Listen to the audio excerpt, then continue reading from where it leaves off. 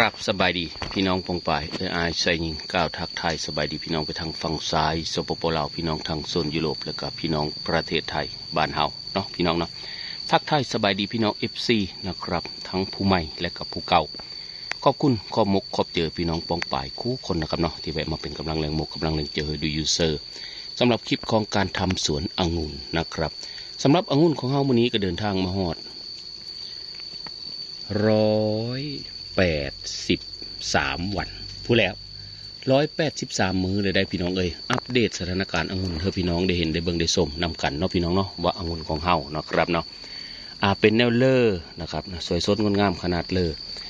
เช้านี้ผมให้น้ำนะครับกำลังเฮ้อน้ำพี่น้องเลยได้ทีแล้วละน้ำก็ดีคือ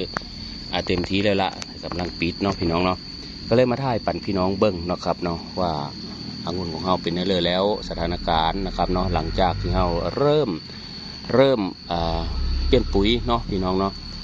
เปลี่ยนปุ๋ยแล้วก็การดูแลอะไรเนาะพี่น้องสิ่งสำคัญ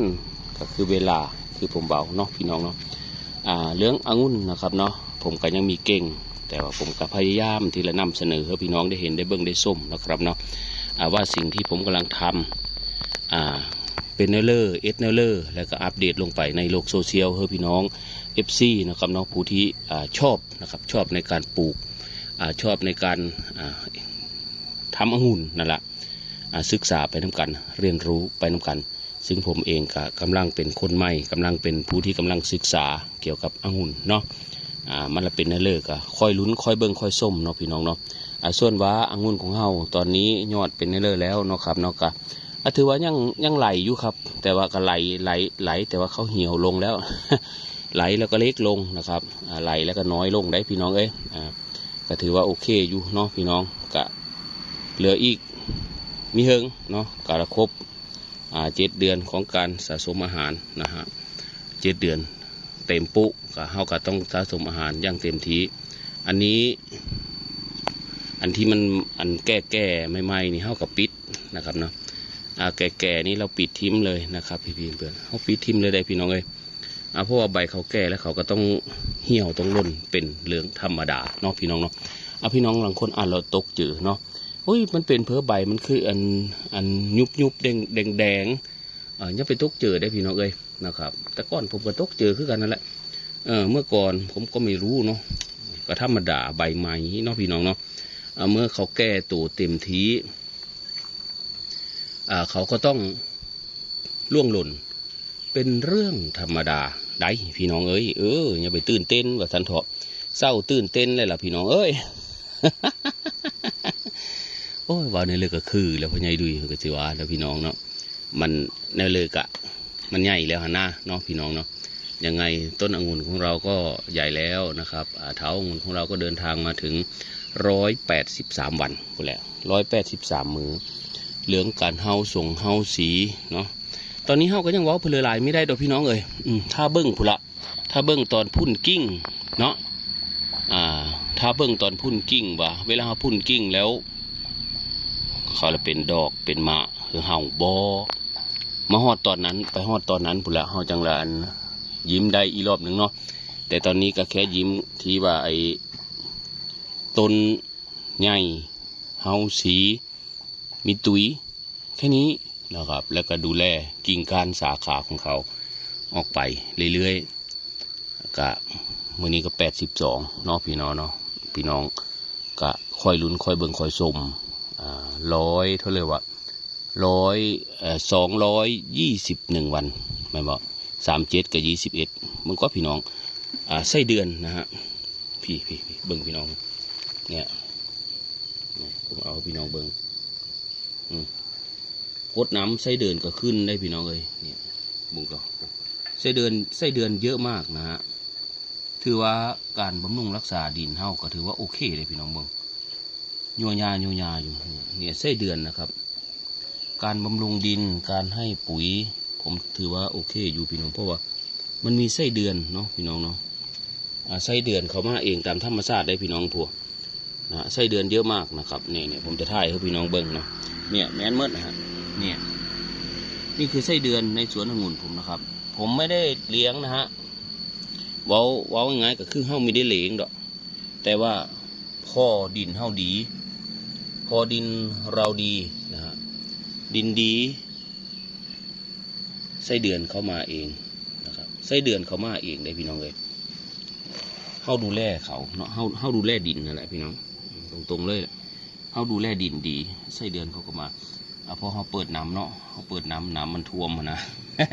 มันเป็นเรื่องธรรมดาได้เนาะพี่น้องน้ำมันท่วมรู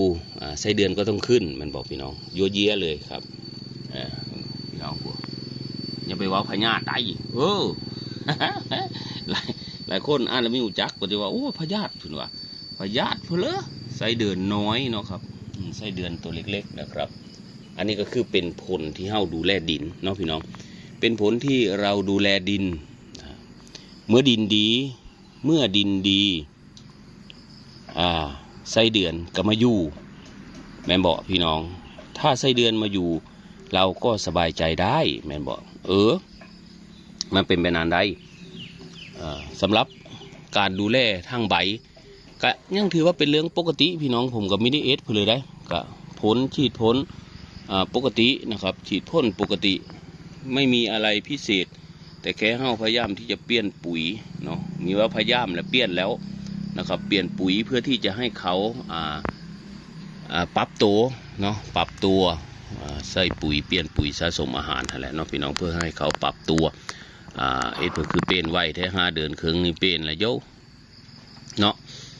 องุ่นมันก็เฮาสีแล้วนี่แหละจักละเอียดในเลยแล้วเฮาก็ดีเฮาก็อยากลองเบิ่งเนาะพี่น้องอยากลองอยากเรียนรู้หนะมันเป็นในเลยเฮาก็ไม่รู้จักแต่เบิ่งใบองุ่นผมเนาะพี่น้องสวยสดงดงามหนะพี่น้องเบิ่งทางนี้แห้งคักไปที่เขาย้อยลงมาที่ผมปล่อยให้เขาย้อยลงมานะพี่น้องเพราะเป็นปุ้มอยู่พี่น้องเลยคักเลยนะฮะแต่ว่ามะดอกละเป็นในเลยผมก็ยังมีหูจักผมครับอันเห็นใบเห็นอันนี้ผมก็คักนะกลับมาท้ายอัปเดตปั่นพี่น้องได้เห็นได้เบิ้งได้ส้มน้ำกันเนาะพี่น้องเนาะสำหรับ FC ขอบคุณขอบมุกขอบเจอพี่น้องบองป่ายคู่คนเด้อครับเด้อนะครับแวะเฮามากดเลิฟกดไลค์กดซับสไครต์แวะเฮามาเบิ้งว่าง่ายๆก็ดีแวะเฮามาลุ้นมาส้มน้ำกันนะครับอะไรแม่นเผลออีเนาะบาทนี่อันนี้เพิ่นแจ้งเตือนมาว่าข้อมูลเต็มเพิ่นว่าข้อมูลอันโทรศัพท์ SD card บ่หรือในใดเต็มเนาะมีเป็นเพื่อพี่น้องเนาะผมก็คลิปนี้ก็มียาวเนาะพี่น้องเอาประมาณ10 กว่านาทีเอามาปั่นพี่น้องได้เห็นได้เบิ่งได้ส้มแล้วก็ลุ้นไปน้ำกันกับผมเด้อครับเด้อลุ้นไปกันลุ้นไปน้ำกันส่งกำลังเจอกันเนาะพี่น้องเนาะเบิ่งนี่คือผลงานนะครับบุญแล้วผลงานเนี่ย ผมปล่อยให้เขาลงมาตามที่ผมไปฟังเนาะส่วนที่เพิ่นใหญ่ๆเพิ่นว่าถ้าตรงนี้เนี่ยคือการกินอาหารของเขากินอาหารเต็มที่กินอาหารเสมอกันนะตรงนี้มันเสมอกันนะอีพอซักบอกเพิ่นว่าเนาะยังไงก็ติดลูกเพิ่นว่าเฮาก็ได้แค่ดีเจอเนาะพี่น้องเนาะเฮาเบิ่งเนาะเฮาก็เบิ่งองุ่นเฮาคู่มือหั่นละแต่ว่ามีได้คลิปคู่มือคือตะเก้าเนาะพี่น้องยันพี่น้องเปิดพี่น้องนายยันว่าโอ้ยลงแต่คลิปองุ่นฮีมีได้ไปแนวอื่นบ่เนาะหลังเธอกลับไปหาเก็บเฮ็ดก็คลิปลงอยู่เนาะแต่ว่าทรงนี้เฮ็ดก็คือว่าหั่นละมันก็เยอะเบิดแล้วก็เลยมีได้คลิปเก็บเฮ็ดมีได้ไปหามันก็ไม่ได้หั่นนะเนาะแต่ว่าได้ยินข้าวอยู่ว่าเฮ็ดเพิ่งเลือดแต่ก็ไม่ได้ไปหาพี่น้องเลยกะ2 มื้อ 3 มื้อลงคลิปเท่านึงเอาคลิปมาปั่นพี่น้องเบิ่งอัปเดตให้พี่น้องได้เห็นได้เบิ่งได้ชมนำกันเนาะพี่น้องเนาะเอาล่ะพี่น้องสำหรับคลิปนี้ก็ขอบคุณพี่น้องปงป่ายคู่คนกันแล้วกันเนาะที่แวะมาเป็นกำลังแรงกำลังแรงเจอดูยูเซอร์นะครับเนาะขออนุญาตจบคลิปลงสำนีเด้อพี่น้องเด้ออัปเดตให้พี่น้องเบิ่งกันลืมพี่น้องแม่นเปิดที่ผมถ่ายคลิปเนี่ยผมกันลืมเจ้าของก็จะลืมได้ว่าองุ่นเขาได้จากมือแล้วนะถึงแม้ว่าเขาละโจทย์อยู่แต่เขาก็ไม่ได้นับคู่มือแต่คันเรื่องเขาลงคลิปเขาก็ต้องไปมื้อนี้มื้อก่อนหัน80แม่นบอก80แล้วกับมื้อนี้วันที่23 83แม่นบอกพี่น้องเนาะเอาละพี่น้องสำหรับคลิปนี้ขอบคุณมากมายบ๊ายบายครับผมพอกันใหม่คลิปหน้าครับพี่น้องครับโอ้ยคักได้พี่น้องงามอยู่เฮาสีเลยกิ่งการก็ดี